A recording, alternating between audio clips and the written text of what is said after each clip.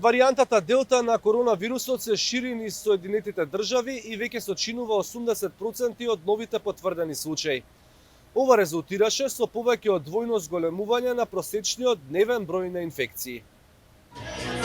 Преполни барови и клубови. Рестрикциите воведени поради COVID-19 се укинати во најголемиот дел од САД. Но варијантата Делта го зголеми бројот на инфицирани и хоспитализирани, особено во регионите со низок процент на имунизација.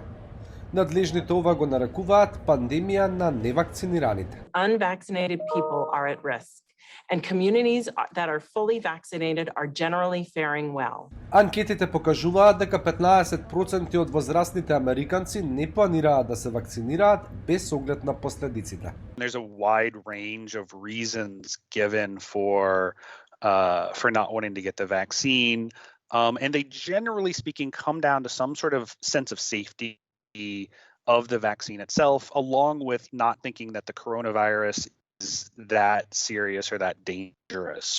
Најголем дел од противниците на вакцинацијата се информираат од алтернативни медиумски извори кои често шират дезинформации. Misinformation has led people to resist wearing masks in high-risk settings. It's led them to turn down proven treatments and to choose not to get vaccinated.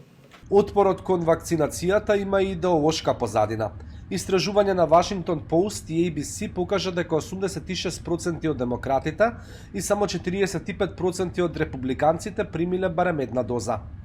Сега и раководството на републиканската партија ги поттикнува поддржувачите да се имунизираат. I want to encourage everybody to do that and to ignore all of these other voices that are giving demonstrably bad advice. Ова е значителна промена во ставовите. Претходно републиканците со месеци се противеа на пандемиските мерки на администрацијата на Џо Бајден. I don't know how many of them believed what they were saying. They may have really believed it, what the things they've been saying. And but I think once the realization occurred that this virus was only killing primarily those people who had not been vaccinated, I think it was sort of, as we Catholics say, a bit of an epiphany for them. За сега стапките на вакцинација се значително повисоки во северните сојузни држави во споредба со јужните, што ја пресликува и политичката поделба во земјата. Речиси 70% од возрастните американци или над 49% од скупното население е целосно имунизирано за COVID-19.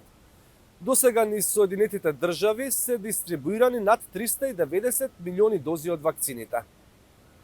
За Алфа, од Гласот на Америка, Никола Крстик во Вашингтон.